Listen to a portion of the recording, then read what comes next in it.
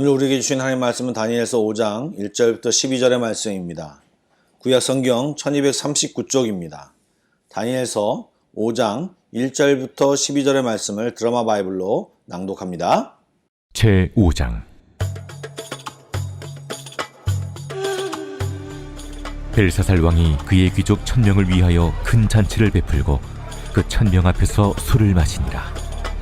벨사살이 술을 마실 때에 명하여 그의 부친 느부갓네살이 예루살렘 성전에서 탈취하여 온 금 은그릇을 가져오라고 명하였으니 이는 왕과 귀족들과 왕후들과 후궁들이 다 그것으로 마시려 함이었더라. 이에 예루살렘 하나님의 전 성소 중에서 탈취하여 온 금그릇을 가져오매 왕이 그 귀족들과 왕후들과 후궁들과 더불어 그것으로 마시더라. 그들이 술을 마시고는 그 금, 은, 구리, 쇠, 나무, 돌로 만든 신들을 찬양하니라.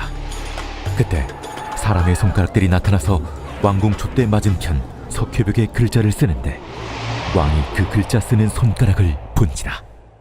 이에 왕의 즐기던 얼굴빛이 변하고 그 생각이 번밀하여 넓적다리 마디가 녹는 듯하고 그의 무릎이 서로 부딪힌지라.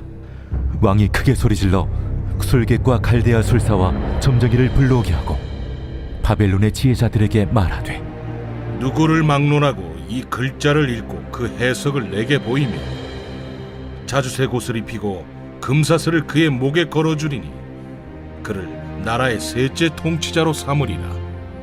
그때 왕의 지혜자가 다 들어왔으나 능히 그 글자를 읽지 못하며 그 해석을 왕께 알려주지 못하는지라.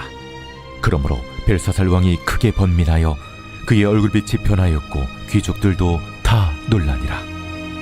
왕비가 왕과 그 귀족들의 말로 말미암아 잔치하는 궁에 들어왔더니 이에 말하여 이르되 왕이여 만수무강하옵소서.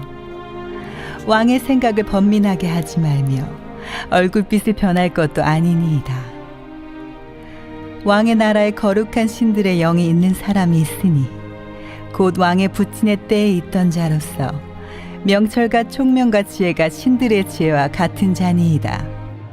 왕의 부친 느부갓네살 왕이 그를 세워 박수와 술객과 갈대와 술사와 점쟁이의 어른을 삼으셨으니 왕이 베드사살이라 이름하는 이 다니엘은 마음이 민첩하고 지식과 총명이 있어 능히 꿈을 해석하며 은밀한 말을 밝히며 의문을 풀 수 있었나이다. 이제 다니엘을 부르소서. 그리하시면 그가 그 해석을 알려드리리이다. 평안히 주무셨습니까? 오늘도 말씀과 기도와 찬양을 통하여 하나님을 만나며 놀라운 은혜의 시간이 되기를 축복합니다. 오늘 본문의 내용을 여러분이 들으셨겠지만 사실 굉장히 간단한 내용입니다. 왕만 바뀌었지 느부갓네살 왕과 별 차이 없는 주제의 내용이 반복되고 있습니다. 그러나 이 성경 내면의 실제 역사는요, 굉장히 복잡하고 드라마틱한 내용이 숨겨져 있습니다.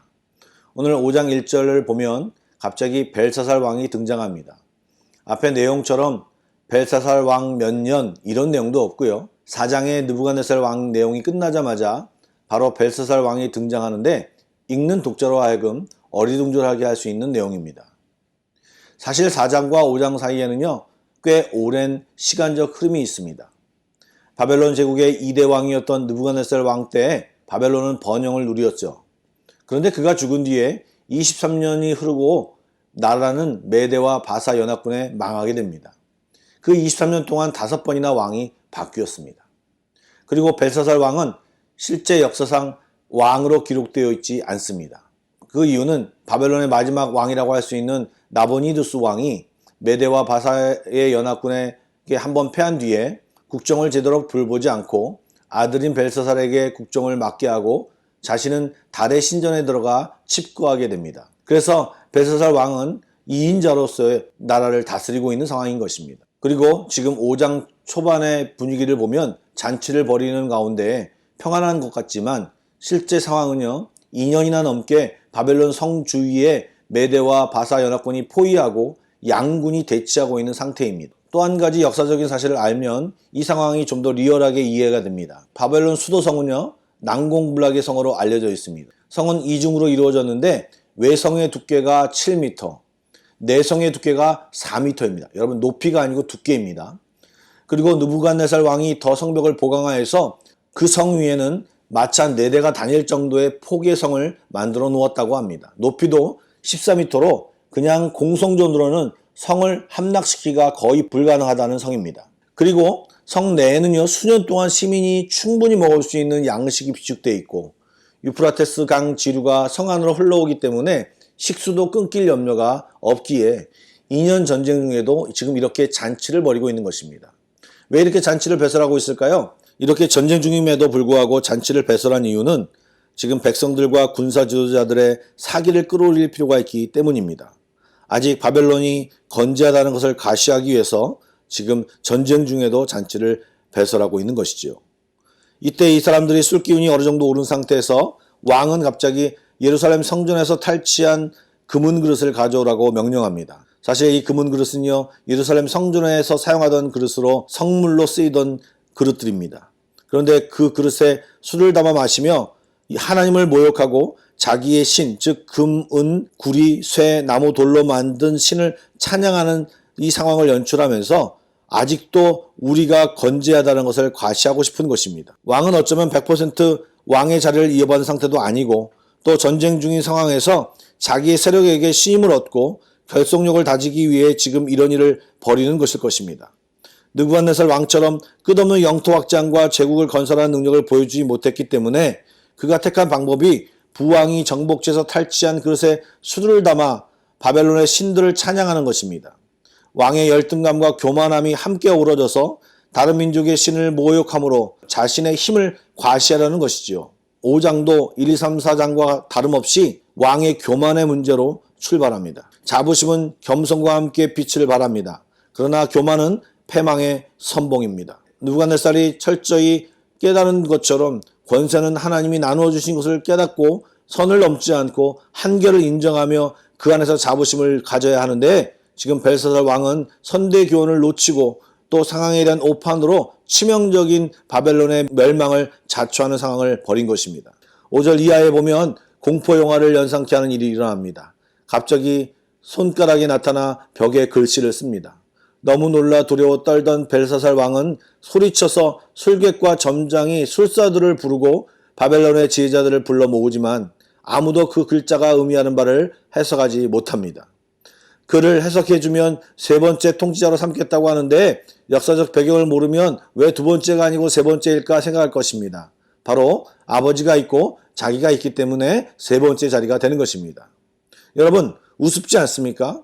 나는 이런 왕이라고, 적군이 와도 멀쩡하다고, 세상의 모든 신보다 내가 높고 바벨론이 다 점령했고 우리 신이 최고라고 외쳤지만 하나님이 한번 행동하시니 그것도 실체를 드러낸 것도 아닌데 무릎이 부딪힐 정도로 두려워하는 벨사살 왕. 사실 우리 인간은 이렇게 연약한 자들인 것입니다.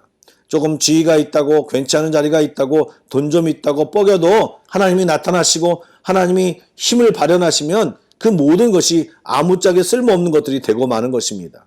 이 세상의 가장 큰 복이 하나님을 아는 것이고 하나님께 속한 자가 가장 강한 자입니다. 여러분 지금 다니엘서 몇 장을 보지 않았지만 반복되는 것이 무엇입니까? 교만한 왕, 무지한 술사와 술객들, 소망과 길을 알려주는 하나님의 사람 다니엘. 이제 등장할 사람이 다니엘입니다. 이때 다니엘의 나이가 70세가 넘는 것으로 추정하는데요. 이렇게 나이가 있기에 벨사살 왕과 사람들이 생각을 못하고 있는데 왕비가 기억해냅니다. 그래서 다니엘을 부르게 되는 상황까지 오늘 본문의 내용입니다. 여러분 우리가 인생을 살면서 모든 답은 오직 하나님께로부터만 나옵니다. 이유는 간단합니다. 하나님이 만드셨고 하나님이 온 세상을 운영하고 있기 때문에 하나님만이 답입니다. 그런 하나님을 멸시하고 우상을 섬기며 평안을 기대한다고 하는 것은 어리석은 생각입니다. 그런 사람이 베푸는 잔치는 끝이 날 것이고 슬픔으로 가득 차게 될 것입니다. 그러나 하나님을 인정하고 높이는 자들은 항상 답을 알게 되고 영원한 잔치에 참여하게 될 것이며 참된 기쁨과 즐거움과 행복을 경험하게 될 것입니다. 오늘 이 아침에도 겸손히 주님의 이름을 부르며 주님께 나아가 주님을 만나는 귀한 아침이 되기를 소망합니다. 기도하시겠습니다. 온 천하 만물을 주관하시는 하나님, 오늘도 주님께 감사를 드립니다. 오늘도 범사의 주를 인정하게 하여 주시고 주님의 지도함을 받는 하루가 되게 하여 주옵소서. 자꾸 교만해지려고 하는 우리의 마음을 겸손케 하여 주시고 기도함으로 주님의 마음을 더욱 알고 주님과 더욱 친밀해지는 저희들 되게 하여 주시옵소서.